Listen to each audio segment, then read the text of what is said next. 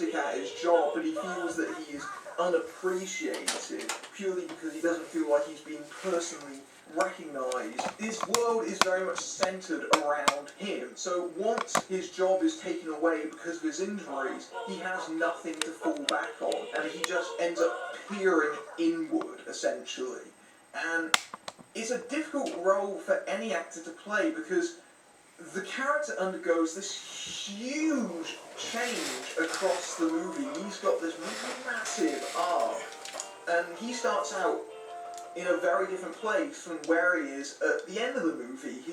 He is, at the start of the film, someone who is a deep realist. He doesn't believe anything beyond what he can see, and then suddenly he's transported into something that he barely even comprehends, let alone understands. And you can tell that he's really engaged with the character and his transformation across the film. And while I say these films are a risk, in the same way that maybe Ant-Man was, Marvel have pretty much got them down to almost a checklist of what they know audiences expect out of them. So you've got the big action set pieces, you've got their trademark humour, but you've also got the continuity and mythology that feeds into the other films in the universe.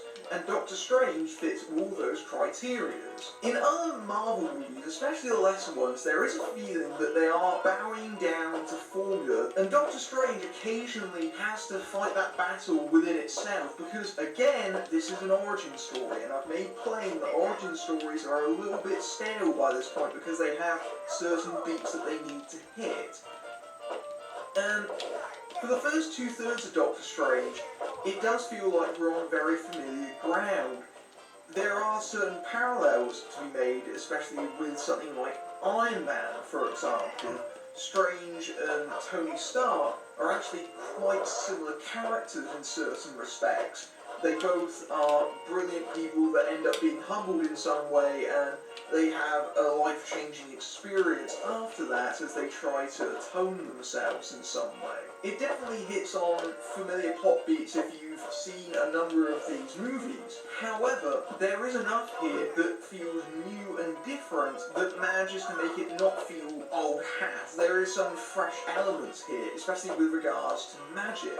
And I think in some ways, that is a conscious decision on the filmmaker's part, that they're trying to make the story relatively simple and straightforward because of what they have to introduce in this movie. They have to introduce the concept of magic. They have to link together the multiverse that has been set up through the last several MCU films, and then we have to bring in all these elements from Doctor Strange's universe that would feel quite alien to a lot of viewers. And I do admit that as someone who hasn't really read Doctor Strange and is not hugely familiar with the character, aside from having watched the 1970s TV pilot, it is difficult to try and get into this world in some respects, trying to learn all the names of all these things. And you can see a version of this movie that could have gone very wrong. It could have delved headfirst into this, and the audience could have just straight up rejected it. They've made a really canny choice that almost feels like a standalone feature to a certain extent. Yes, there is a token mention of the Avengers. Yes, there's the end credit scenes that we've come to expect from these movies. And of course, there is talk of Infinity Stones, which have been going through all these Phase 3 movies. But even with those there, they're not really focused upon that much. It feels like they very much wanted focus on Doctor Strange, and that's a wise decision. But my bugbear with the Marvel movies and their characterization is that it sometimes feels like people are only there because they need to fulfill certain roles in the plot, or they're being set up for future installments in the MCU. Take Chiwetel Ejiofor, for example, a great actor. He's probably one of my favourites, but he's not given a lot to really play here, despite having ample screen time. He's the most loyal student of the Ancient One. He's very devoted to her teachings, and he helps train Strange. And later in the movie, he has a crisis of faith, but honestly, it feels like his character's only there for Strange to tag along with, And because they're setting him up for future movies, it feels like he's a placeholder character to a certain extent. But Rachel McAdams is the embodiment of this. She gets a really thankless role in this movie. You think that she's going to be pivotal, but really she's very much secondary. She plays Christine, Strange's former flame / love interest. They get separated because of his hostility that he takes out on her. She isn't really seen again until about halfway through the movie, when the film decides that it's going to slow itself down. It's maybe getting a little bit too weird and it needs to ground itself back again, so it goes back towards this character in New York. But honestly, it feels like the only reason that she's there is because the movie has to corner whenever a characters need emergency medical attention. Oh, someone's being rushed into the ER. You're a doctor, sort it out. That's all her character really does in the movie after a certain point. But where this is usually most keenly felt is in the villains. Aside from Loki and Ultron, there's been very few distinctive antagonists in the MCU. Often it's just a generic big bad causing evil that needs to be vanquished before the end credits. And there's been a lot of great actors that have been squandered in these kinds of roles.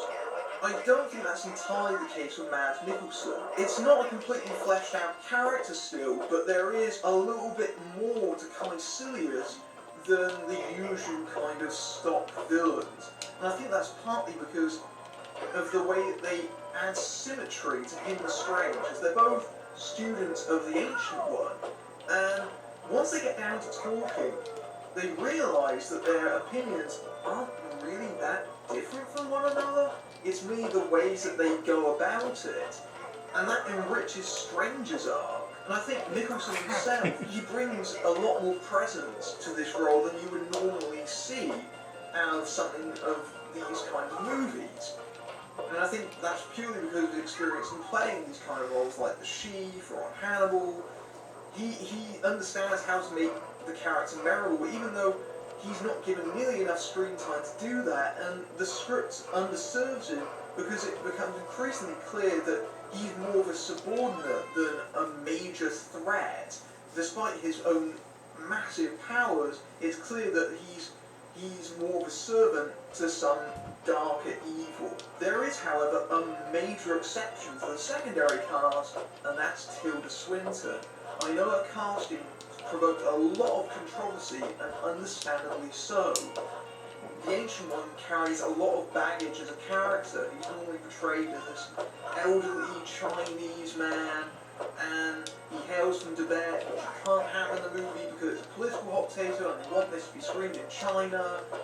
And there's the question over whether the fact that they cast a woman in this major role negates some of the other concerns about it, like the whitewashing. These are all important issues, and I agree with all of them, but at the same time, Swinton's performance is so fantastic in this movie that I was managed to expel those from my mind and just enjoy it. And she is brilliant. She manages to imbue this character with the right amount of wonder. She handles this challenging part and imbues it with grace, poise, but also a steeliness to it. And there's a real kind of elegance to how she plays the character and how she manages to put across that this is someone who has this huge knowledge spanning across lifetimes, having to deal with this huge amount of responsibility, but has managed to center herself in a very zen kind of way, in that she doesn't have to raise her voice in order to put across how commanding she can be and how powerful she really is. But at the same time, there is a real patience to that character that represents someone who is a great teacher. Swinton manages to nail all these things with the character and makes it virtually look effortless. You can see this right from the scene where Strange encounters her the first time, and it feels like she's humouring him. She's watching him rant, and she just takes it with a wry smile on her face, knowing what's coming next. Swinton's turn is full of that kind of gentle nuance, And it's a great boon for the film because it helps sell you on the fantastical. But what really makes this movie stand out from the pack are its visuals. This movie is a delight for the eyes. This has some of the most awe-inspiring sights that I have seen on film in quite some time. I saw this movie in its 3D presentation, not the IMAX one, its regular 3D presentation, and that is definitely the way to see it. The action sequences, they've definitely taken inspiration from Jack Kirby's artwork from the Doctor Strange books, and they've tried to put it on screen in the most faithful way possible. The opening pre-title sequence, where the Ancient One folds over buildings in London, and it works almost like a machine, like cogs and mechanism, and they're fighting amongst it. That is fantastic by itself, and that is merely an hors d'oeuvre to what is going to happen later in the movie as buildings just flop around. There's a lot of the Inception trick of cityscapes bending in on themselves, but then this takes it to a whole other level. There are action sequences where corridors extend beyond themselves and then contract, and just pure invention. And the fact these action sequences are so complicated, it forces Derrickson and Cargill to be smarter with their action beats. And it's remarkable just how clear they are, considering how mind-boggling they are when you try to describe them afterwards. Especially because there are several action sequences that take place on multiple planes at the same time. You've got characters that are on the physical plane, and then above that you've got characters fighting in the astral plane, and what's happening up there is affecting what's happening down below, and somehow it still manages to be coherent. And when I say it forces them to be clever, I mean that especially in regards to the third act, where it starts subverting some of your expectations of this kind of movie. And I especially liked one particular element where it feels like it's a very direct response to the common criticism of this kind of superhero movie, that there's far too much property damage and destruction, and it feels like that is Marvel taking those criticisms very much to heart, as they have done across the last several movies.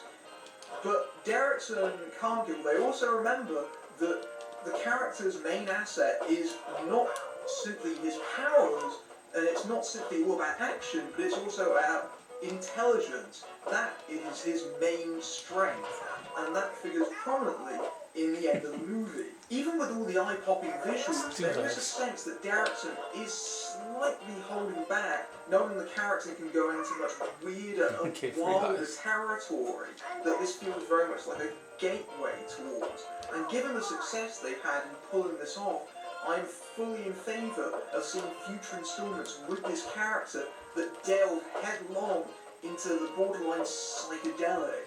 And I think among the MCU movies, this is really feels like it has a unique identity. It's a solid addition because of the reality bending that's involved in all of this. It feels different from what we've seen elsewhere in this universe. And if this kind of oddity rubs off on the rest of the MCU, that would be a major plus. I want to see a big helping of Strange in the Marvel Universe. Doctor Strange is another successful Marvel adaptation in spite of its challenging source material. That should almost come as no surprise, as Marvel has practically got these films down to a well-oiled machine.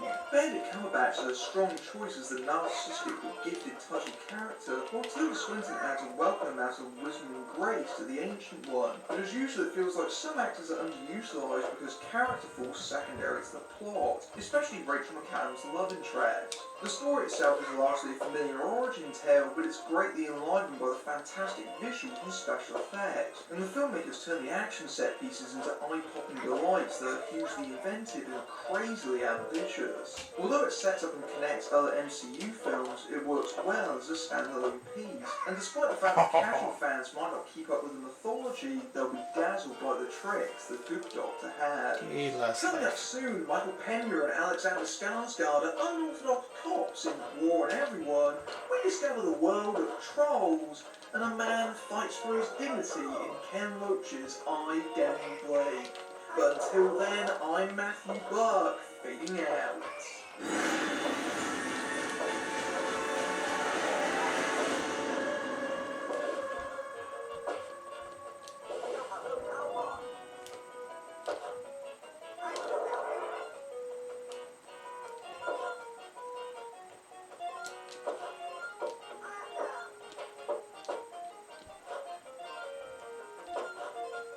Hey guys, I'm Benny the Comic Historian, and today I want to make a video that I kind of wanted to make when we were doing the Suicide Squad related stuff.